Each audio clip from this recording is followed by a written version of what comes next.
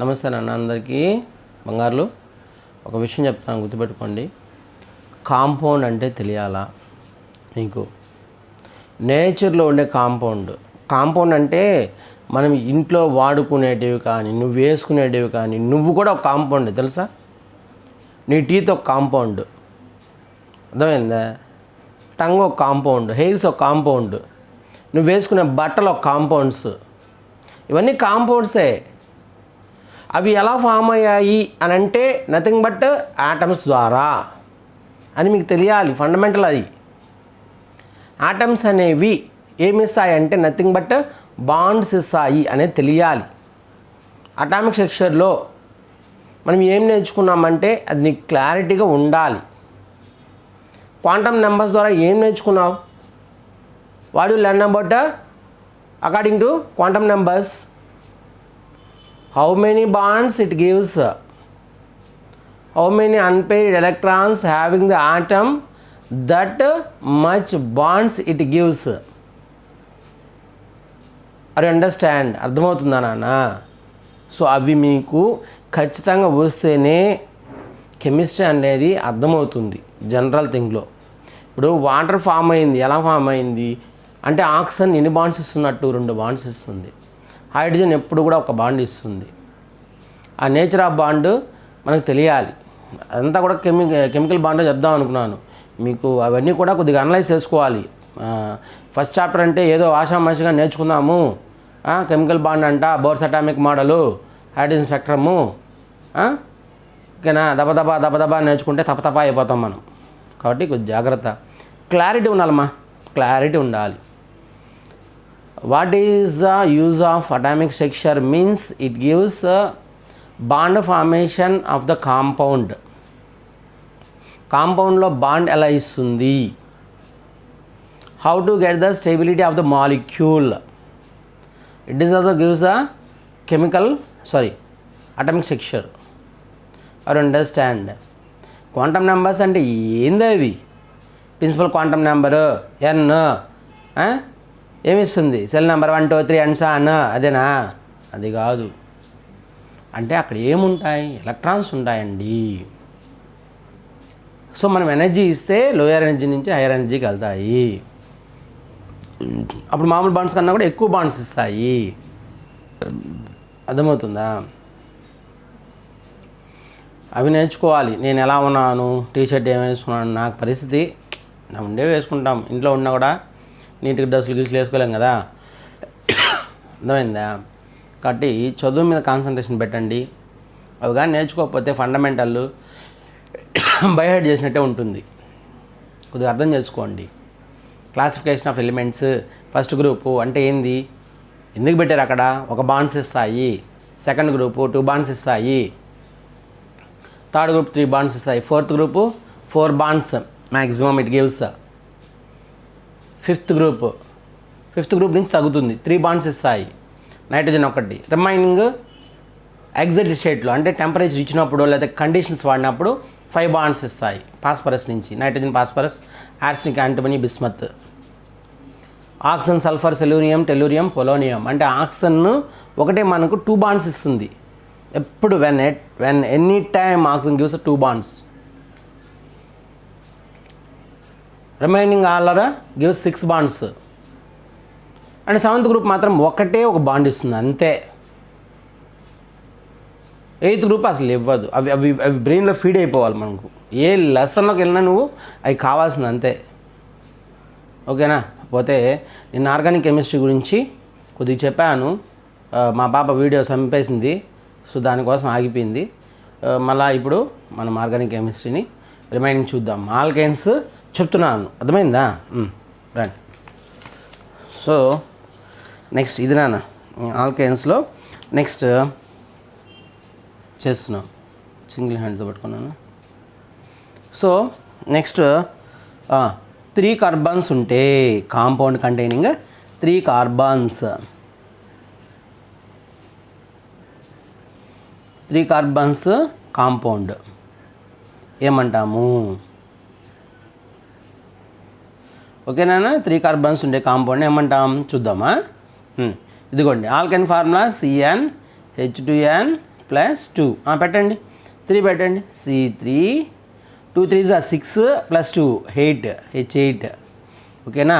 So దీన్ని రాస్తాము. ఇంకా క్లియర్ రాయాలంటే CH3 CH2 CH3 ఇది జనరల్ అనమాట. స్కెలిటన్ అనుకో ఇలా ఉంటుంది CH3 ఓకేనా. సో ఇది జనరల్ మా. ఇంకా క్లియర్ కావాలంటే ఇది ఇలా రాస్తాము. ప్రతి ఒక్కసారి ఇలా రాయలేం కదా, కాబట్టి సింపుల్ స్ట్రక్చర్ ఇది సింపుల్ స్ట్రక్చర్.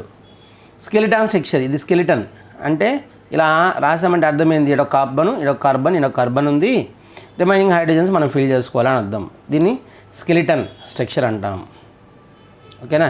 రైట్, ఇది సింపుల్ స్ట్రక్చర్. సో దీన్ని ఏమంటాం? ప్రోప్. 3 కార్బన్స్ ఉంటే ప్రోప్ అంటాం. నాన్న చెప్పానుగా, నేను రాయలేదా నేను? ఇదో 3 కార్బన్స్ ఉంటే ప్రోప్ అని, 4 కార్బన్స్ ఉంటే బ్యూట్, 5 కార్బన్స్ ఉంటే పెంట్, ఓకే 6 కార్బన్స్ ఉంటే హెక్స్, 7 ఉంటే హెప్ట్, ఓకే 8 ఉంటే ఆక్ట్, 9 ఉంటే నోన్, 10 ఉంటే డెక్ ఓకేనా. సో ఇప్పుడు దీన్ని ప్రోప్ 3 కార్బన్స్ ఉన్నాయి కాబట్టి అన్ని సింగిల్ బాండ్సే కాబట్టి ఏన్ ప్రోపేన్ ఓకేనా, ప్రోపేన్ అంటాం. 4 ఉంటే బ్యూటేన్. ఫార్ములా చూడండి మనకు C4 4 2 8 ప్లస్ 2 10.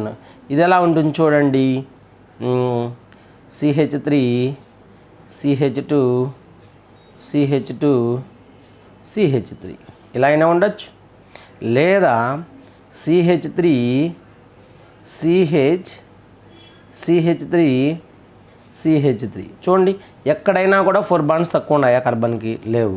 మరి దీన్ని కూడా మనము బ్యూటేన్ అంటాము. ఎలా అంటాం? ఐసో బ్యూటేన్ అంటాం.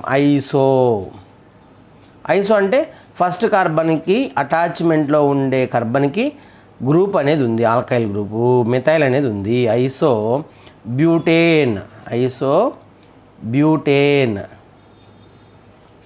బ్యూటేన్ అంటే అర్థమైంది, పక్క కార్బన్ ఫస్ట్ కార్బన్ కాకుండా పక్క కార్బన్కి మిథైల్ గ్రూప్ ఉంది. సో 4 కార్బన్స్ కలిగినటువంటి ఆల్కేను అని అర్థం. దీన్ని ఇంకో పేరు కూడా చెప్పచ్చు. ఎలాగా? 2 మిథైల్ ప్రొపేన్. అర్థమవుతుంది అంటే స్ట్రైట్గా ఇది బ్రాంచ్ అనమాట. బ్రాంచ్ అంటే నిదానంగా వస్తుందిలే. అర్థమైందా? నిదానంగా నేను చెప్తాను, అప్పుడు అర్థమవుతుంది ఓకేనా. ఇప్పుడు చూడు దీన్ని ఏమంటామంటే ఎన్ అంటే న్యాచురల్ బ్యూటేన్. అర్థమవుతుందా తల్లి? ఇది ఐసో బ్యూటేన్ అన్నట్టు ఓకేనా. లేదా 2 మిథైల్ ప్రొపేన్ అని కూడా అంటాం. సో ఇవి రెండు చూడండి, నేమ్స్ వేరు కదా, నేమ్స్ వేరు, స్ట్రక్చర్ వేరు. అంటే ఇదొక టైప్ ఆఫ్ కాంపౌండ్, ఇదొక type of compound, but molecular formula same molecular formula కలిగి ఉండి ఇలా ఉంటే డిఫరెంట్ ప్రాపర్టీస్ ఉండే కాంపౌండ్స్ని ఏమంటామంటే ఐసోమర్స్ అంటాం. ఐసోమర్స్ అర్థమైందా నాన్న? So same molecular formula, different structures and molecular. ఇప్పుడు నేను ఒక విషయం చెప్పేదా, మనకు గ్రీన్ చిల్లీ, రెడ్ చిల్లీ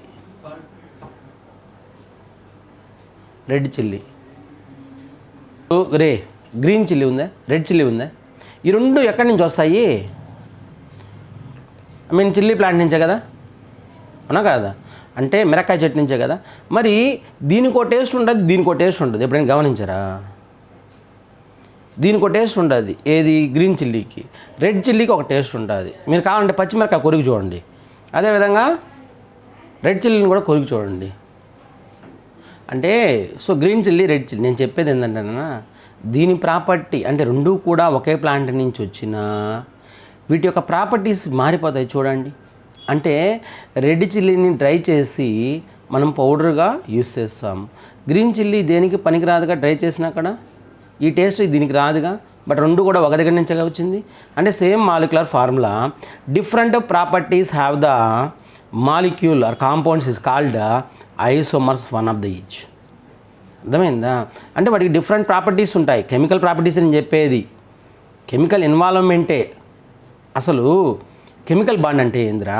మనం జీవితంలో జరుపుకున్న ప్రతి ఒక్కటి కెమికల్ రియాక్షనే కదా. ఇప్పుడు అన్నం వండుతున్నావు, కెమికల్ రియాక్షనే. తింటున్నావు, కెమికల్ రియాక్షనే. డైజెషన్ అవుతుంది కదా.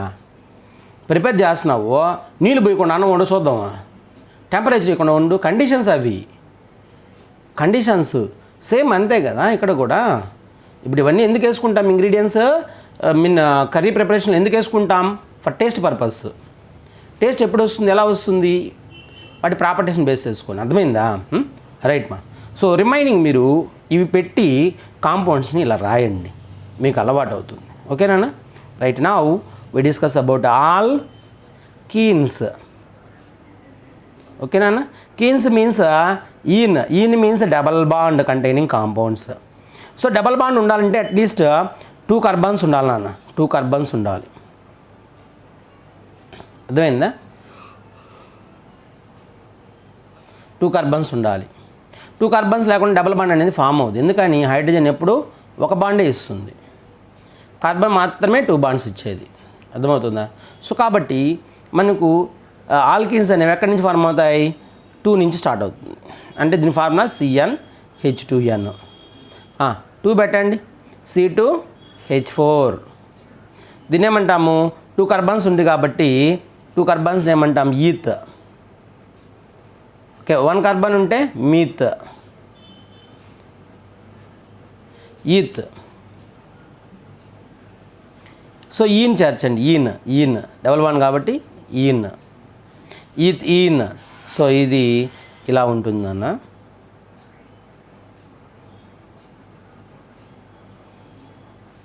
ఓకేనా? దీన్ని సింపుల్గా అయితే సింపుల్ ఫామ్, ఇది కంప్లీట్ ఫాము, ఇది simple form. Okay, simple form అన్నట్టు. స్కెలిటన్ ఫామ్ మళ్ళీ రాస్తాను. 3 పెట్టండి. So C3, 2 3s are 6, H6. Propene. So CH3, CH double bond CH2. చూడండి ఇక్కడ ఈ కార్బన్కి 3 బాండ్స్ ఉన్నాయి, ఒక హైడ్రోజన్ 4 సరిపోయాయి. ఇక్కడ ఈ కార్బన్కి ఇది 2, ఇక్కడ 2 సరిపోయాయి. సో ఒకవేళ మనం దీన్ని రాయాలంటే ఇది రాస్తాం. ఇట్లా ఉంది అంటే అర్థమైంది, ఇది ప్రోపీన్. ఇది న్యాచురల్ అనమాట, స్ట్రైట్. ఏంటంటే స్ట్రైట్ అన్నట్టు, న్యాచురల్ ప్రోపీన్. ఓకేనా? అర్థమైందా? ఇలా అన్నట్టు. ఇది నాట్ ఏ స్టేబుల్, ఇది ఇక్కడ షిఫ్ట్ అవుతూ ఉంటుంది. అర్థమవుతుందా? దాన్నే మనము లోకలైజేషన్ అంటే ఏంది అర్థము? డీలోకలైజేషన్ అవుతుందంటే నా దగ్గర ఎక్కువ ప్రాపర్టీ, ఎక్స్ట్రా ప్రాపర్టీ ఉంది. అర్థమైందా నాన్న? ఎక్స్ట్రా నేచర్ ఉంది అంటే అర్థమైంది. సో స్ట్రాంగ్ బాండ్ ఇస్తుంది, డిఫరెంట్ ప్రాపర్టీస్లో ఇన్వాల్వ్ అవుతుంది అని అర్థం. ఓకేనా? మిగతా మీరు చేయండి, వస్తుంది. Next alkynes. అర్థమైందా? నెక్స్ట్ ఏందమ్మా? ఆల్కైన్స్.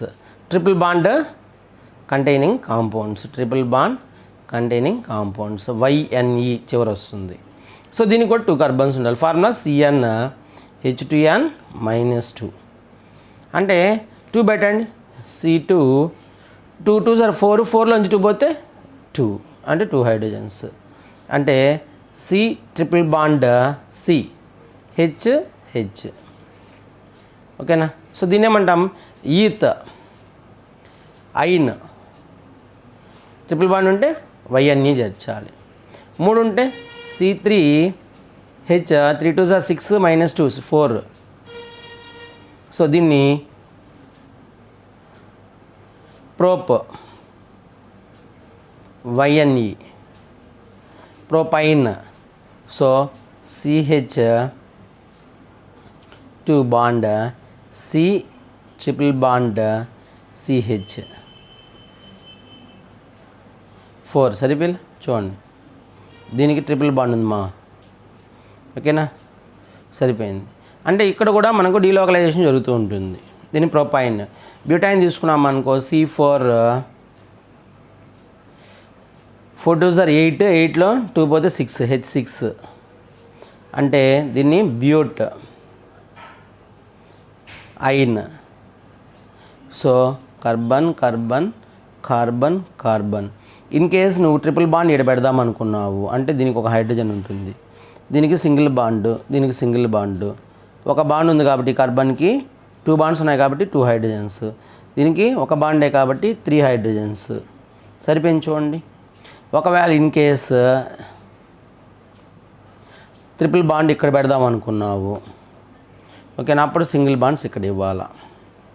అప్పుడు ఒక బాండ్ ఉంది కాబట్టి 3 హైడ్రోజన్స్, ఇక్కడ 4 సరిపోయినాయి, ఇక్కడ 4 సరిపోయినాయి. ఓకేనా. నాకు గ్యాస్ ట్రబుల్ ఉంది, అప్పుడప్పుడు తేపులు వస్తుంటే అడ్జస్ట్ అవ్వండి. ఓకేనా తల్లి, ఇది రిమైనింగ్ మీరు చేయాలన్న వీటిలో అర్థమైందా. సో ఈ పార్ట్ అయిపోయింది మనకు, ఇది సాచురేటెడ్ అన్సాచురేటెడ్ అయిపోయింది.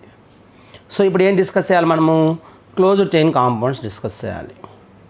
అది నేను నామిక్లేచర్కి ఇంకా వెళ్ళలేదన్న, I don't do not move, నేను నామిక్లేచర్ ఇంకా వెళ్ళలేదు. నేను జస్ట్ వాట్ ఈజ్ వాట్ అని చెప్తున్నాను, క్లాసిఫికేషన్ చెప్తున్నాను.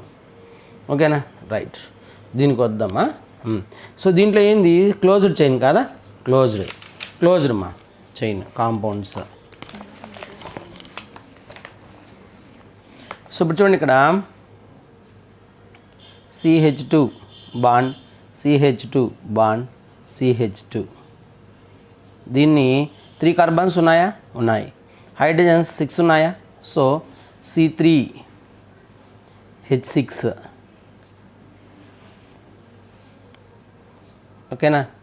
సో దీన్ని ఏమంటామంటే సైక్లో, దీని ఫార్ములా CnH2n.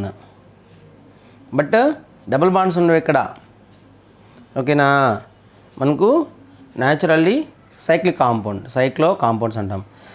సో సైక్లోప్రోపేన్, ఓకేనా. సో దీన్ని స్కెలిటన్ స్ట్రక్చర్ అంటే సింపుల్గా రాయాలంటే ఇలా రాస్తాం. It is not a triangle, cyclopropane it is. I understand. In case they given like this, ఇలా ఇస్తే మనము సైక్లోబ్యూటేన్ అంటాం నాన్న, సైక్లోబ్యూటేన్.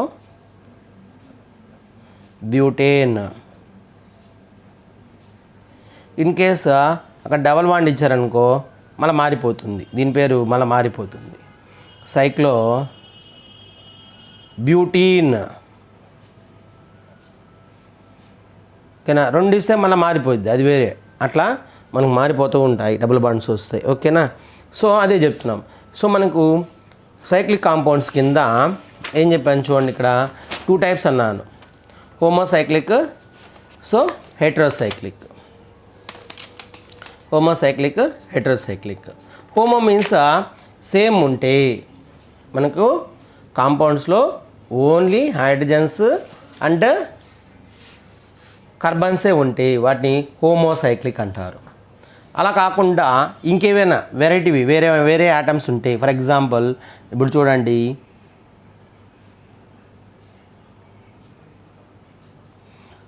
సో ఈ క్లోజ్ చైన్లో ఏముంది, ఆక్సిజన్ ఉంది. దీన్ని టెట్రా హైడ్రోఫ్యూరాన్ అంటారు, టెట్రా హైడ్రోఫ్యూరాన్ అంటాం. అర్థమైంది. ఇలా వేరొక ఎలిమెంట్స్ ఉంటే కనుక మనం వాటిని ఏమంటాం నాన్న, హెట్రోసైక్లిక్ కాంపౌండ్స్ అంటాం. ఓకేనా.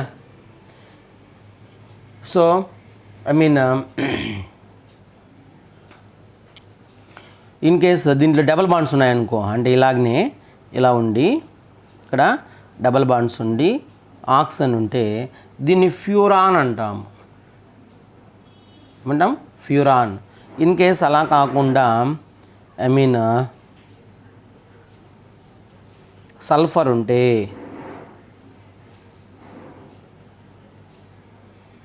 థయోఫిన్,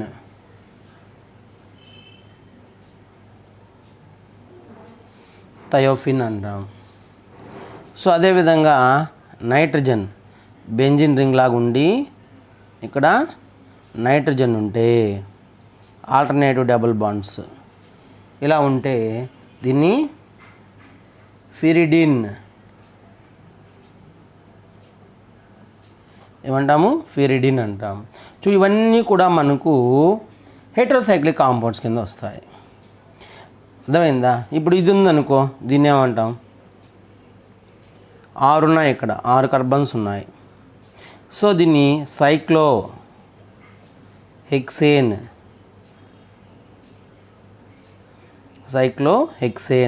ఒకవేళ 5 ఉంటే సైక్లో పెంటేన్.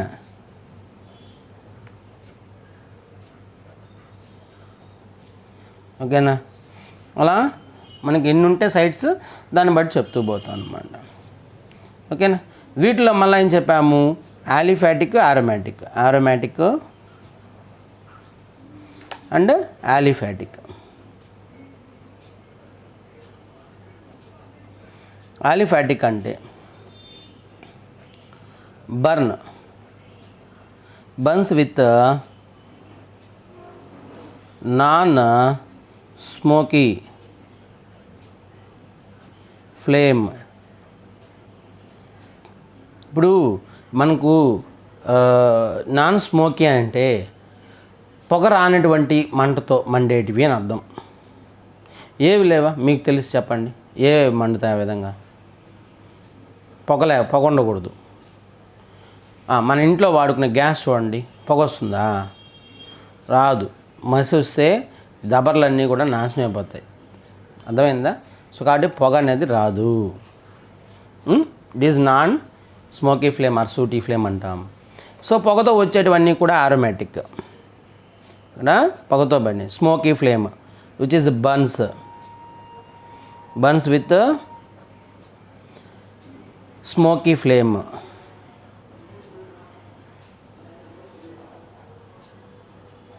అర్థమవుతుందన్న? స్మోక్తో మండేవన్నీ కూడా ఆరోమాటిక్ సబ్స్టెన్స్. ఓకేనా? And it is not dissolve. Second point, not dissolve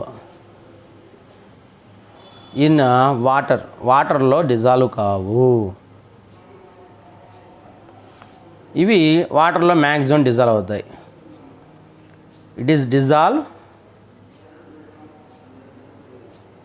in water. అర్థమవుతుందా? అండ్ కెమికల్ రియాక్షన్స్లో కూడా ఇవి చాలా స్ట్రాంగ్ బాండ్స్ని ఇస్తాయి. కొన్ని డిఫరెంట్ క్యారెక్టర్స్ని కలిగి ఉంటాయి. అంటే ఇవి అడిషన్ రియాక్షన్స్ అలా రియాక్ట్ అయితే ఇవి అడిషన్ రియాక్షన్స్లో వాటిలో ఇన్వాల్వ్ కావు. ఓన్లీ సబ్స్టిట్యూషన్ రియాక్షన్లో మాత్రమే ఇన్వాల్వ్ అవుతాయి. ఆరోమాటిక్ సబ్స్టెన్స్ డిఫరెంట్ క్యారెక్టరిస్టిక్స్ అమ్మా, అది చెప్పాలంటే. ఓకేనా? దీనికి Hückel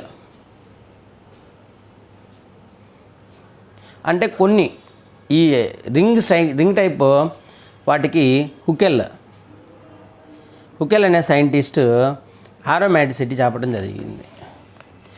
which cyclic compounds have 4n+2 pi electrons.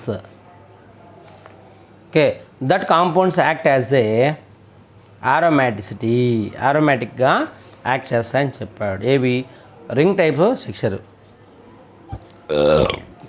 So where n = 0, 1, 2 and so 0 పెట్టండి, 2 pi electrons అండ్ 1 పెడితే 6 pi electrons, 2 పెడితే 10 pi electrons and so on. ఉండేటివన్నీ కూడా ఆరోమాటిక్ కాంపౌండ్స్గా బిహేవ్ చేస్తాయండి. అంటే ఇప్పుడు బెంజిన్ తీసుకున్నాం అనుకోండి, బెంజిన్లో మనకు ఎన్ని ఉంటాయి? 3 pi బాండ్స్ ఉంటాయి. చూడండి, 1, 2, 3. 3 2s ఎంత? 6. అంటే పై బాండ్స్ అనేవి ఉంటాయి, పై ఎలక్ట్రాన్స్. అంటే ఒక పై బాండ్కి 2 ఎలక్ట్రాన్స్ చొప్పున 3 పై బాండ్స్ ఉన్నాయిగా. 3 2s 6 పై ఎలక్ట్రాన్స్. ఒక పై బాండ్కి ఎన్ని ఎలక్ట్రాన్స్ ఉంటాయి? 2 పై ఎలక్ట్రాన్స్ ఉంటాయి. ఓకేనా? ఒక పై బాండ్కి. సో 3 పై బాండ్స్ ఉన్నాయి కాబట్టి 2 2 జా 6 అనమాట. ఇప్పుడు ఇక్కడ ఒక బాండ్ గీసాను కదా, ఇది చూడండి. అండ్ దీంట్లో డీలోకలైజేషన్ కూడా ఉండాలి. ఏంది ఇలా ఉంటూ మనకు థర్డ్ అనేది డీలోకలైజేషన్ కూడా పాసిబిలిటీ ఉండాలి. డీలోకలైజేషన్ అనేది కూడా పాసిబిలిటీ ఉండాలి. అంటే ఏంది, షిఫ్ట్ అవుతూ ఉండాలి. బాండ్ అనేది షిఫ్ట్ అవుతూ ఉండాలి. ఆ నేచర్ లేదనుకోండి ఉండదు. ఇప్పుడు ఇక్కడ షిఫ్ట్ అవ్వచ్చు, ఎందుకని అంటే గ్యాప్ ఉంది. బట్ ఇక్కడ చూడండి, ఇక్కడ షిఫ్ట్ అయ్యేదానికి లేదు. ఇంకో బాండ్ ఉంటే షిఫ్ట్ అయ్యే నేచర్ ఉంటుంది, కానీ లేదు. ఇది is not a aromatic compound. 2 2 sir ఎంత 4 అనేది ఇక్కడ ఉందా? 4 పై బాండ్స్ ఉన్నాయా, పై ఎలక్ట్రాన్స్ ఉన్నాయా? కానీ ఇది కూడా ఆరోమాటిక్ కాదు. ఇక్కడ 4 ఉంది, 4 ఉన్నాయి. ఇక్కడ 2 6 కదా, కానీ ఇది కూడా ఆరోమాటిక్ కాదు. మరి ఇక్కడ ఇది ఆరోమాటిక్. అర్థమైందా? ఫర్ ఎగ్జాంపుల్ ఇక్కడ పాజిటివ్ ఛార్జ్ పెట్టాను అంటే ఇక్కడ పై బాండ్ ఉంది. దీన్ని ప్రొపీనియం అయాన్ అంటాము. ప్రొపీనియం అయాన్, సైక్లోప్రొపీనియం అయాన్ ఛార్జ్ ఉంది కాబట్టి. సో ఇది ఇక్కడికి షిఫ్ట్ అయిందనుకో అంటే నెగిటివ్ ఛార్జ్ వస్తుంది. బాండ్ అనేది ఒక కార్బన్ మీదకి వెళ్ళినప్పుడు అది గెయిన్ చేసుకుంటుంది కాబట్టి నెగిటివ్ ఛార్జ్. అప్పుడు ఈ రెండు మధ్య ఏమొస్తుంది, పై బాండ్ వస్తుంది, అంటే బాండ్ వస్తుంది. ఇక్కడ పాజిటివ్ ఛార్జ్, మళ్ళీ అది తిరిగేదానికి అవకాశం ఉంటుంది. అంటే డీలోకలైజేషన్ అయ్యేదానికి ఛాన్స్ ఉంది. కాబట్టి దీంట్లో ఒక బాండ్ ఉంది కాబట్టి పై బాండ్ 2 ఎలక్ట్రాన్స్ కాబట్టి it is act as A aromatic compound. అర్థమైందా నాన్న? అర్థమైందా? ప్రొపీనియం అయాన్ ఒకవేళ వాడు ఇచ్చాడు నువ్వు ఎట్టిస్ అంటే ఇదో propenium ion is aromatic compound or non aromatic compound అంటాడు ఇలా ఇచ్చి. అప్పుడు నీకు ఐడియా రావాలి ఇది డీలోకలైజేషన్ అయ్యేదానికి ఛాన్స్ ఉందా. అంటే ఈ పై బాండ్ ఇక్కడికి షిఫ్ట్ అయింది అనుకోనా, అంటే పెయిర్ ఆఫ్ ఎలక్ట్రాన్ని ఇది అట్రాక్ట్ చేసింది అని అర్థం. షిఫ్ట్ అవ్వడం అంతే చెప్పాను కానీ నేను ఎలక్ట్రాన్ నెగిటివిటీ, బాండ్ పేర్ ఎలక్ట్రాన్స్ని అట్రాక్టివ్ నేచర్ అంటే దీనికి నెగిటివ్ ఛార్జ్ వస్తుంది. వీటి మధ్య ఛార్జెస్ ఉన్నాయి కాబట్టి దీని మధ్య డబుల్ బాండు, ఇక్కడ పాజిటివ్ ఛార్జ్. అంటే నెక్స్ట్ సెక్షన్ ఎలా వస్తుంది, ఇదో ఇలా ఉంటుంది. వీటి మధ్య డబుల్ బాండు, ఇక్కడ పాజిటివ్ ఛార్జ్. మళ్ళీ ఇది ఇక్కడ షిఫ్ట్ అయిందనుకో మళ్ళీ ఇక్కడ నెగిటివ్ ఛార్జ్. అప్పుడు నెక్స్ట్ సెక్షన్ ఏమవుతుంది, వీటి మధ్య డబుల్ బాండు, ఇక్కడ పాజిటివ్ ఛార్జ్. ఎందుకని ఇది లాస్ అయిపోయింది కదా, లాస్ అయింది కదా పాజిటివ్ ఛార్జ్. అంటే డీలోకలైజేషన్ పాసిబిలిటీ ఉంది కదా, ఆ పాసిబిలిటీ ఉండాలి. అంటే ఏం చెప్పినట్టు ఈ ఎలక్ట్రాన్స్ ఉండాలి. అదే ఆరోమాటిక్ కాంపౌండ్ అంటాం. క్యాంఫర్ కానీ పెట్రోల్ కానీ ఆయిల్స్ కానీ ఓకేనా, ఇవన్నీ బర్న్స్ విత్ స్మోకీ ఫ్లేమ్. అర్థమవుతుందా? మనం బొగ్గు కాల్స్తాము, బొగ్గులో కూడా పొగ వస్తుంది చూడండి. పొగ మీకు కనబడతలా?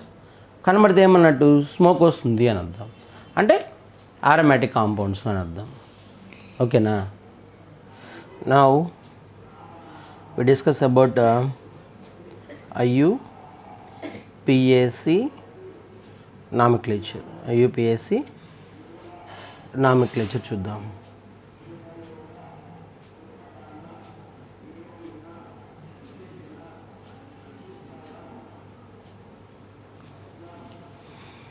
So IUPAC nomenclature of organic compounds.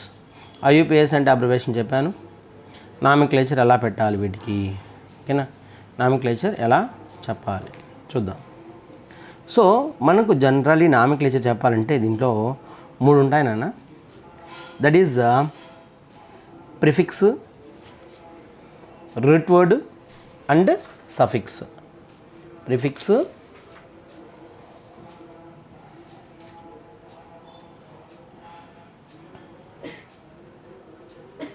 Prefix, root word,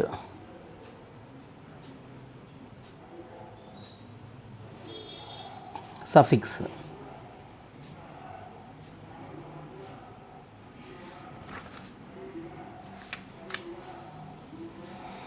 so ఈ ప్రిఫిక్స్ కింద ఏం చెప్పాలి? బ్రాంచ్డ్ కార్బన్ కాంపౌండ్స్ అన్న. బ్రాంచ్డ్, ఫస్ట్ వన్ ఏంది బ్రాంచ్డ్.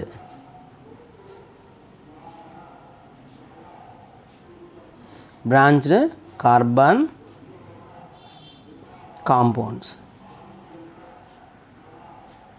అంటే ఇప్పుడు బాండ్ CH3 అన్నాము, దీన్ని methyl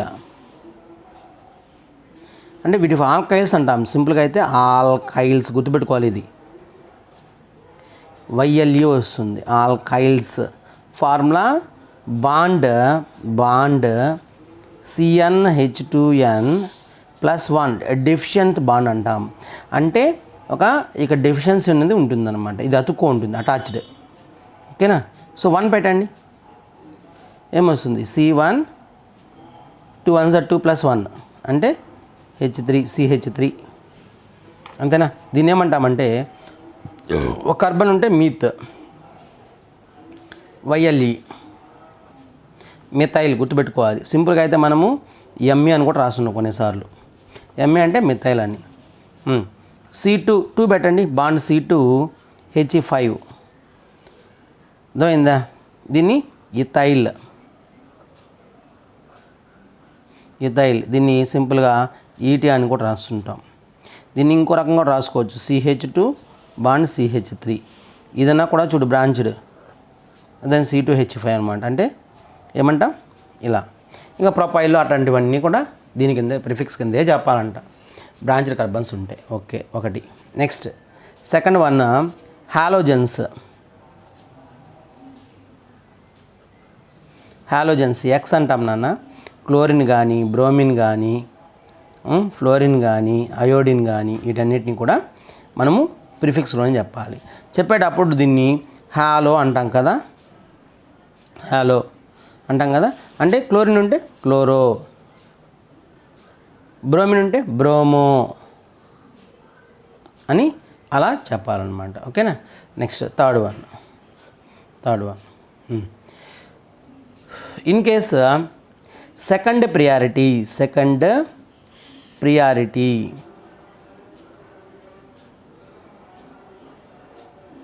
of functional groups.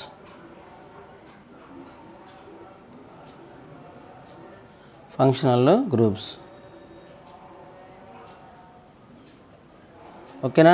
Second priority functional groups. అవి ఏంటంటే నేను మా చెప్తానులేండి. ఓకేనా? సో ఇవన్నిటిని కూడా మనం ఎక్కడ చెప్పాలండి? ప్రిఫిక్స్లోనే చెప్పాలి, గుర్తుపెట్టుకోండి. ఇవన్నిటిని కూడా ప్రిఫిక్స్లో చెప్పాలి. ఓకేనా? ఇన్ కేస్ అది సైక్లిక్ కాంపౌండ్ అనుకో, అది కూడా ప్రిఫిక్స్లో చెప్పాలి. సైక్లిక్ అంటే క్లోజ్డ్ చైన్ అంటే అది కూడా మనము ఎక్కడ చెప్పాలా? ప్రిఫిక్స్లోనే చెప్పాలి, గుర్తుపెట్టుకోండి. ఓకేనా? రైట్.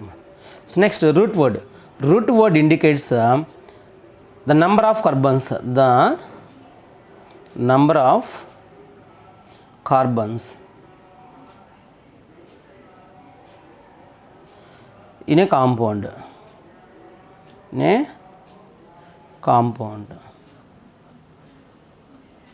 అంటే ఎన్ని కార్బన్స్ ఉన్నాయనేది ఇది ఇస్తుంది అన్నట్టు. ఓకేనా? సఫిక్స్లో ఏం చెప్తామనంటే ఫంక్షనల్ గ్రూపు ఫస్ట్ వన్ అయితే ఫంక్షనల్ గ్రూపు, సెకండ్ వన్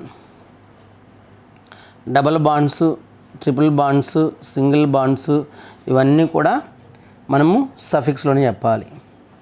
ఓకేనా? సో ఇవి సఫిక్స్లో చెప్పాడు. అర్థమైందా నాన్న? సో ఇది మనకు క్లారిటీగా వచ్చినట్టయితే మనము IUPAC నామిక్లేచరు చెప్పచ్చు. వీటికి కొన్ని రూల్స్ ఉన్నాయి, అవి నెక్స్ట్ క్లాస్లో చెప్తాను. ఓకేనా? రైట్.